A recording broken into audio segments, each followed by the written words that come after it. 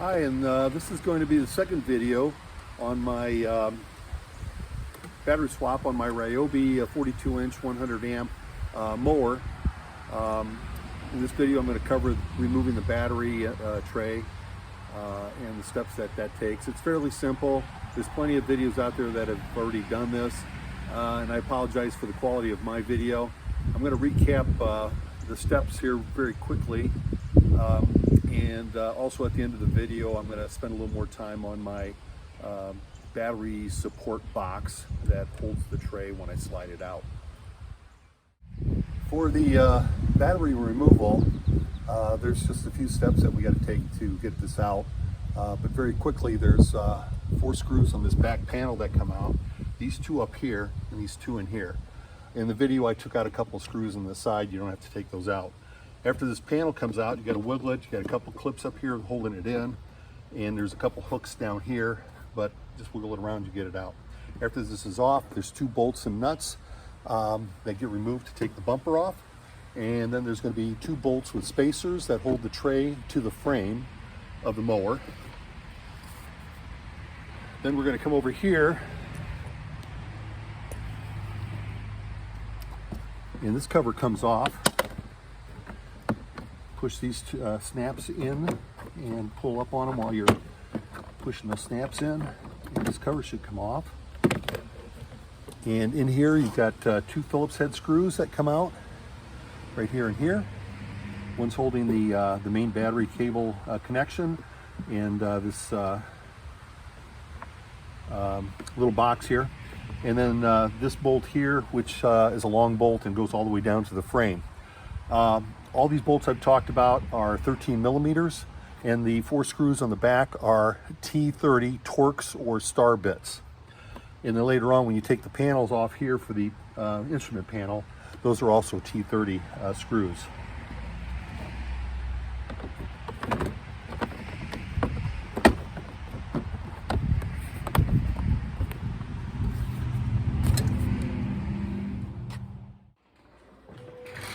So the first step on getting the batteries out of here is to remove this back panel.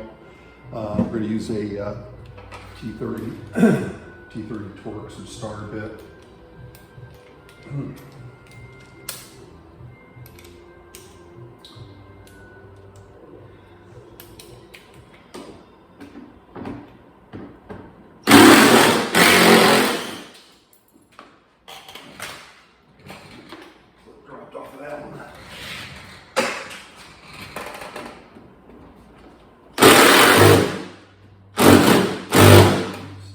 Coming off too.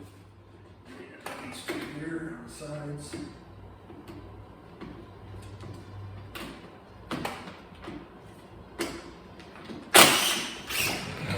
This is better.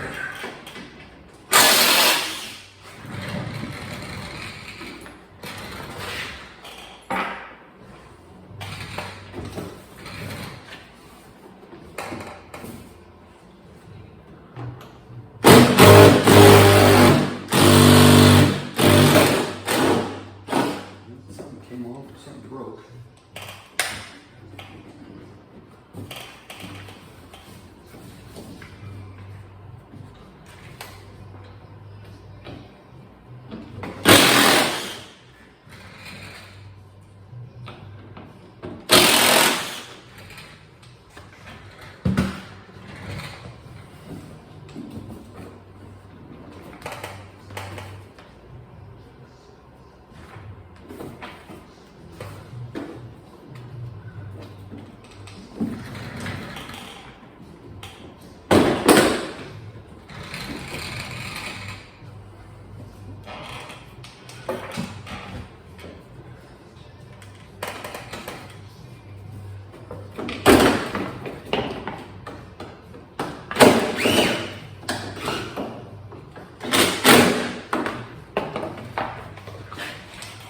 Yeah, I didn't come off as easy as the other video showed, but apparently this clip got hung up on the bolt and it ripped the hole out of this.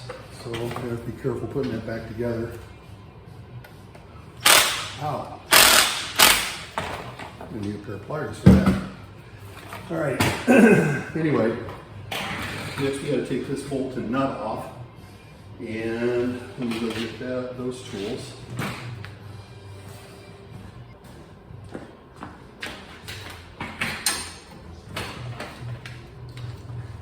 And it looks like those are 13.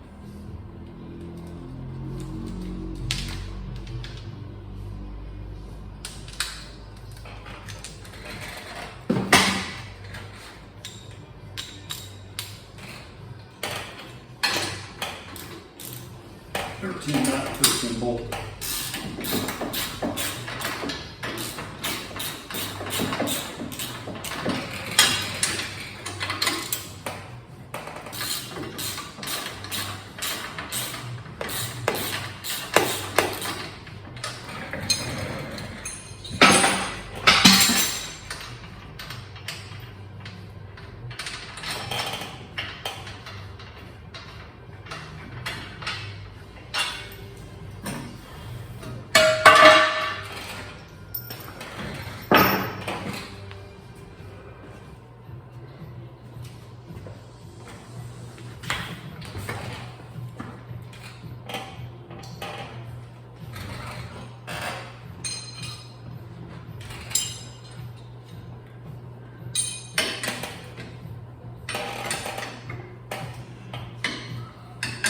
Next, we take these two bolts off that hold the tray in.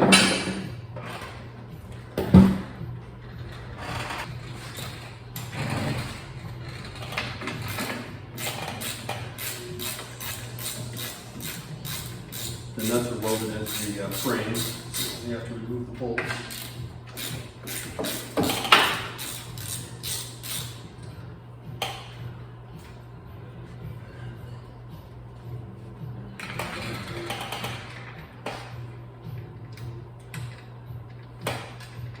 And as all the videos show, there's a spacer underneath that has to come out, or at least not be lost and displaced.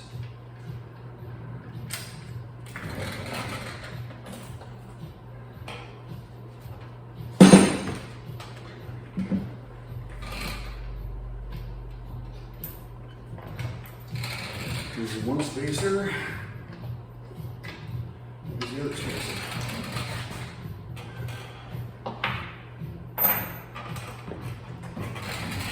Then we'll move this pot so cover off. It's too close to each side.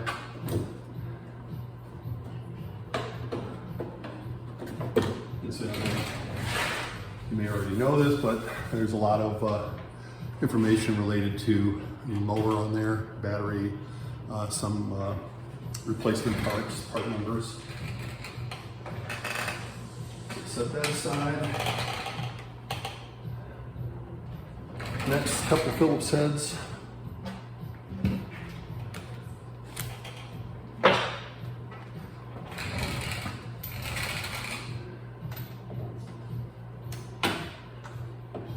For some black box and for the battery plug.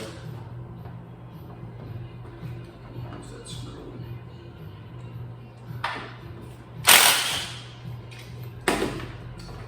We'll unplug this connection, which apparently is the connection between the mower and the battery pack. So those two screws come out. And then we've got this one long one to take out. And that's also 13.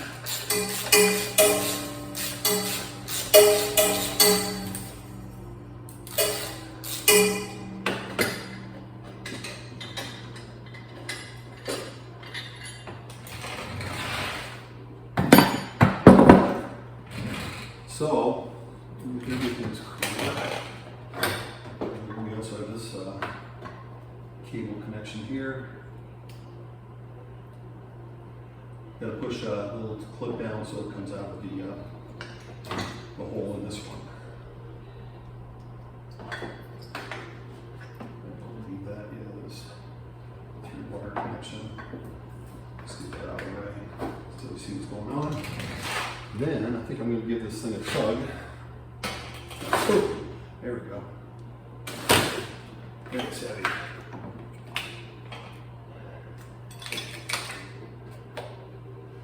Everything seems to be coming out. Now what's missing here is, this thing is very heavy. The batteries are like 50 pounds a piece.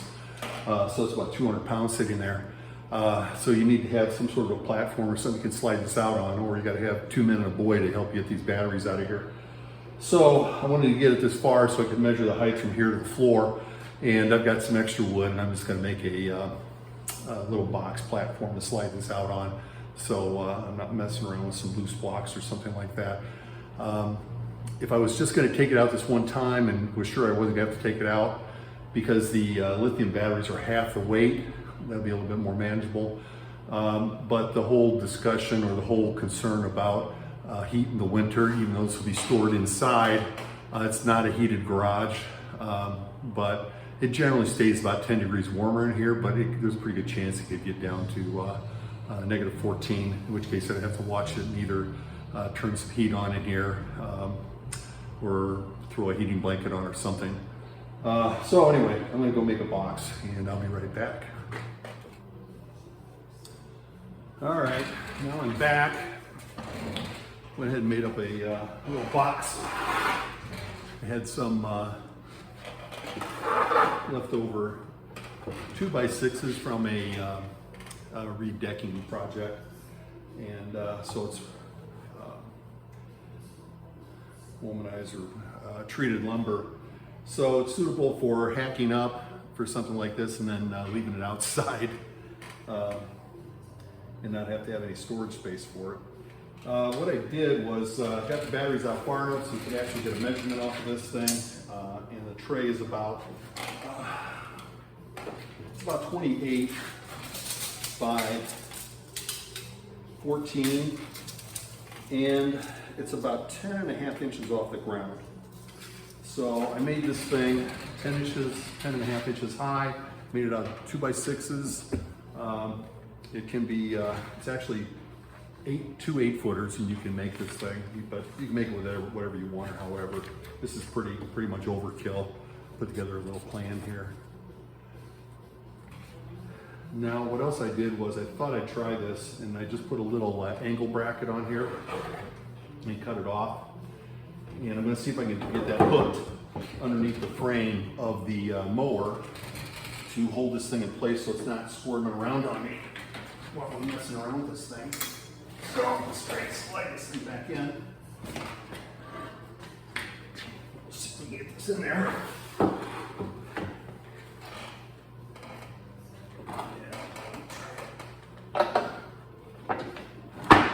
All right, so now it's hooked on one. If I had 2 brackets, I would have put 2 brackets on it.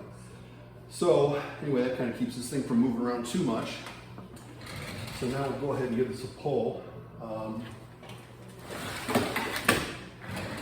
See this plastic cover here is getting hooked on stuff, because these plastic covers are actually kind of loose. You get clamped down with this top clamp.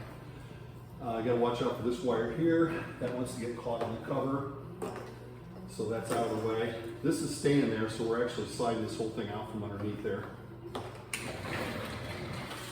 All right, so we're out. Now, this little relay or whatever this is actually has another wire connected to it, a little more of an automotive style. So we're going to pry this up, and then it just slides out. So you can take this little tab here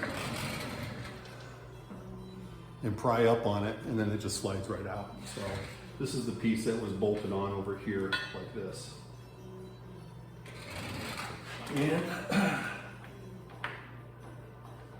both of those wires are going to the charging port. So it has something to do with probably with making sure that you don't drive off with this when the charger is plugged in. So we got this. I also got up my air compressor, fired that up so we can blow some of the air off of this thing.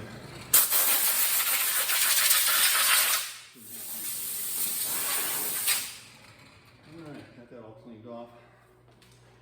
So now, this bracket is actually kind of trapped by these 2 cables here. So it's a combination of You can't get to the cables unless you pull these out of the way, which are normally supposed to be covering the battery and the terminals. So you have to slide these out of the way, take the cables off, and then you can get this off.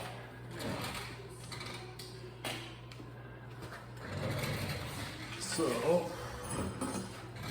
let me check to see what size these are, but it looks like they are also 13s. Since I got a few of those to take off. I'm going to go ahead and get a socket for the impact. I'll make a little shorter work of this. Yeah, it doesn't really matter, as long as I don't touch anything.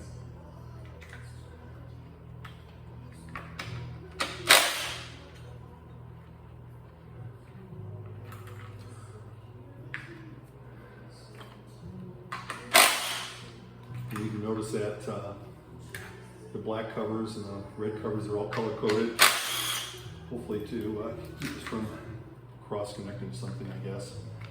So slide that plastic cover up. Might as well take them all off. So in this connection here will come off. You've got to remember that this goes on the positive terminal on this battery. Can you see that in there? Reposition the camera just a bit.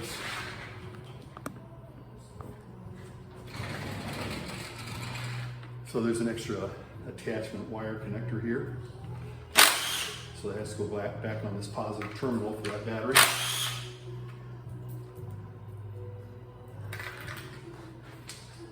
And now I'm going to pull a little further so you get these two.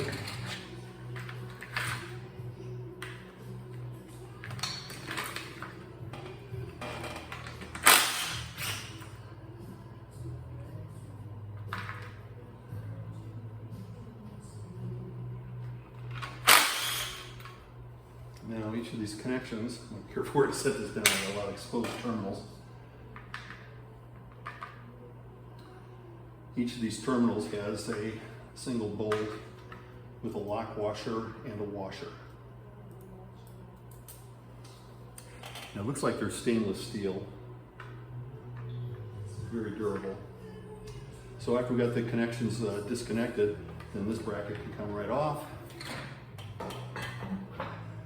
And then the plastic covers can come off. So as you can see, it's a little bit of a jigsaw puzzle when you take this off, and of course it'll be more of a jigsaw puzzle when you try to put it back together. So I'm going to lay these parts out here.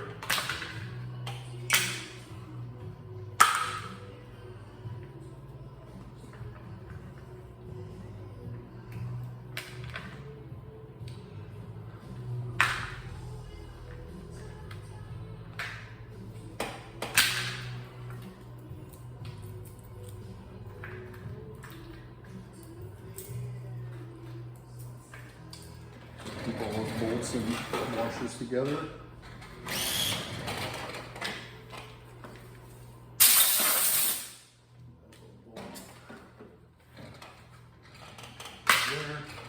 And there's the batteries. They have handles, and incredibly enough, the attachment for these handles looks very similar to the new Chin batteries. Just a strap with a little retainer here. Looks like if you want to, you can take them off.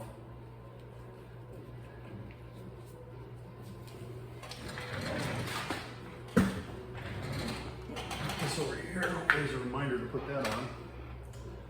All right, let's lift one of these babies out of here, and we'll do a little comparison. So here's a kind of a side view of this whole disassembly, plus the plastic covers for the batteries themselves. And once you do that, it exposes your drive motors underneath. Still a little dusty, I'll clean those off, but that's not bad for 2 years. And strangely enough, the slides for the batteries, there is a plastic strip there. So I want to make sure we clean those off. I'm tempted to put a little grease on them to make it a little bit easier to slide. But the bottom of the batteries are just exposed to the ground. So here we go. Ooh, my goodness, it's a little heavy. So for a size comparison, geez, that's light in comparison.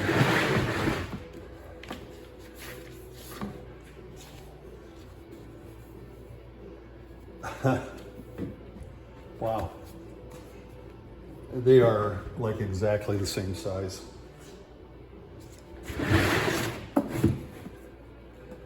I made a comment that the strap connectors and the straps look very similar, but the case profile for the cases, they look identical. They're the same height.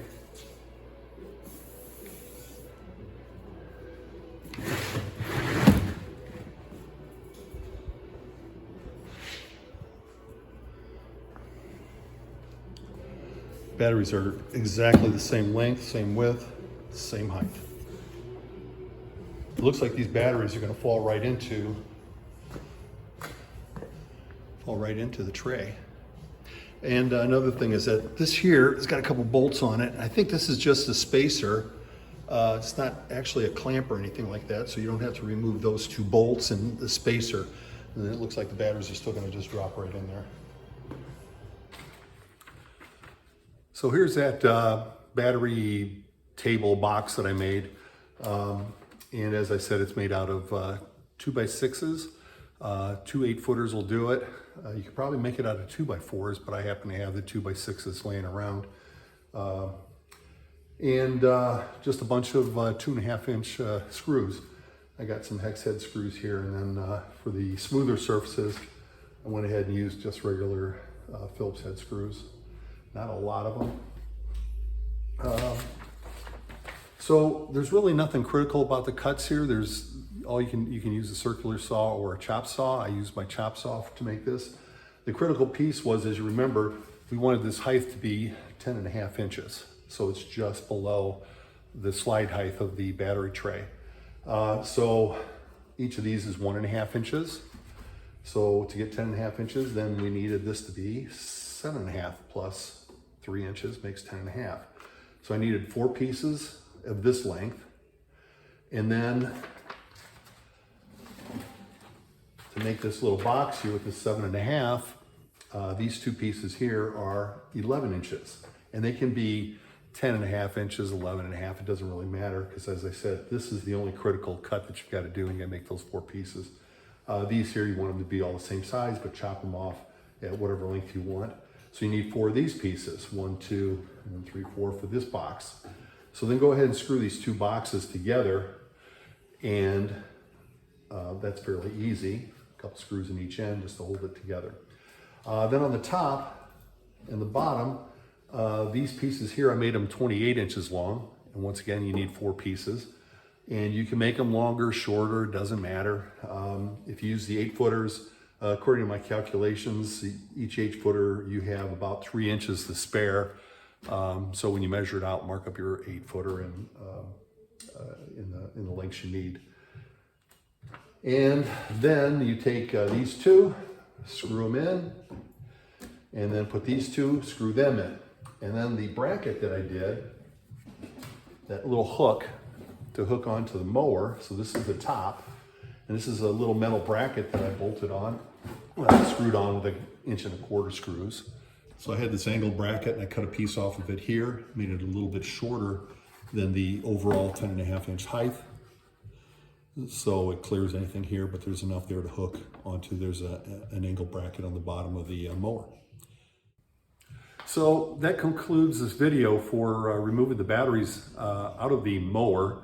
I hope it was helpful to some of you. It looks like it took me probably about 20 minutes to remove the batteries. It's not that difficult. A lot of monkeying around, but yeah, 20 minutes. The hard part's going to be the next video, which is going to be installing the batteries and modifying the instrument panel to put that new gauge in. And there's going to be a bunch of 2 steps forward, 1 step back in that video. So I hope you enjoy that one too. Thanks.